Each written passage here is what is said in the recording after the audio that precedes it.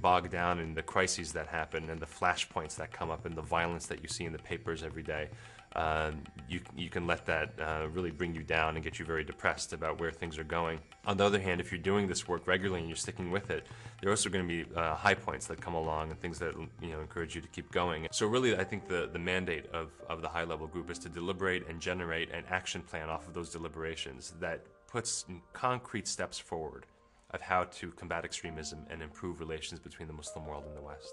In my lifetime anyway, I don't remember the U.S. being as polarized politically as it is right now on a number of issues. As a Muslim, I don't remember a time where in the Muslim world there was so much polarization as well. And then you have that which is going on, between the Muslim world and the West. So it is a hard time, and talk is a necessary start. Cross-cultural interfaith talk is a necessary start to any improvement in this relationship.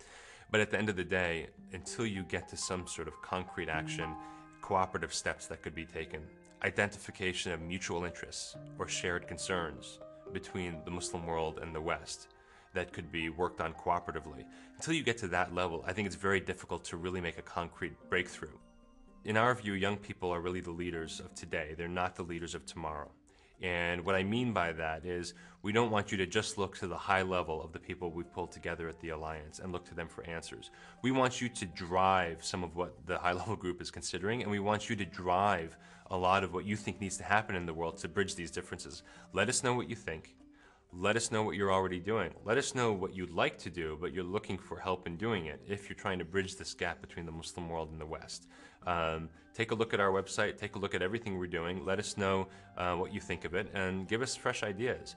The best ideas in the world almost always come from young people, I have to say. If you look at any mass social movement, if you look at, in my view, any successful social movement in the world, certainly in the United States, from the civil rights movement to women's movement, if you look at any major movements overseas, the anti-apartheid movement in South Africa, none of them have succeeded without major involvement of youth leadership.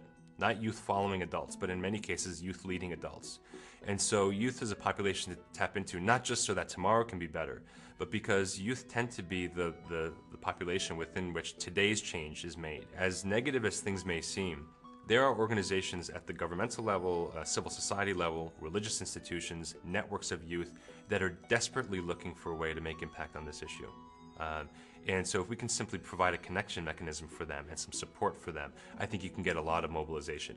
This cannot be done by a few people running an office at the United Nations headquarters. It has to be done more as a movement, as a catalytic movement